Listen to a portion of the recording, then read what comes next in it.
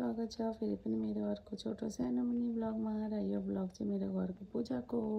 पूजा सकेपछि चाहिँ हेर्नु होला मेरो भाइ र बहिनीको डान्सहरू। रातिको खतरा भन्दा पनि खतरा डान्स गरिसकेर त्यसको बादमा बिहान सेलाउनु त लगाउनु पर्यो। त्यहाँदेखि सबैजना फ्यामिली, भाइ, बाबा, आमा, बहिनी सबैजना उठेर सेलाउनु जानुको लागि डाइना रिभर सबैजना रेडी हुनुभयो।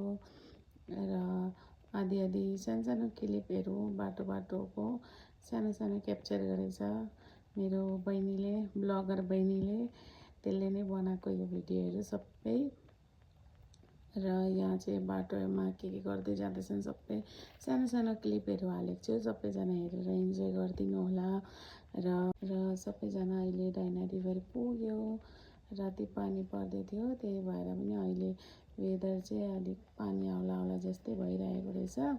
र सबैजना पुग्यो रिभर। अब सबैजनाले सामानहरू गाडीबाट निकाल्दै अब सेलाउनुको लागि रेडीहरू गर्दैछ। यो चाहिँ मेरो ब्लग गर्ने चाहिँ मेरो बहिनी हो, उसले नै बनाएको यो ब्लगहरू चाहिँ।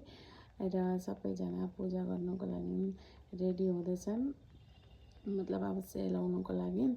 अन्त सबैजना यहाँ त आफ्नै इन्जोयमा छन्। र यता आमाले चाहिँ सबै कुरो मिलाउनु हुँदैछ। यता मेरो फुपू फेरि आफ्नै धुनमा छ भिडियो बनाउनुको लागि। र यता चाहिँ बाबा आमा रेडी गर्नु हुँदैछ पूजा गर्नुको लागि। र मेरो बाबा आमाको चाहिँ यति नै हो, केही न केही ठटक ठुटुक भइरहेको हुन्छ। र मेरो बाबा आमा हमेसा यत्तिकै सँगै बस्छ। र अलिकति सानो क्लिप सबैजनाको सानो फोटोहरू मैले हालिदिएको छु। सबैजनाले हेरेर लाइक सब्सक्राइब गरिदिनु होला। र आजको लागि यति नै, बाई बाई।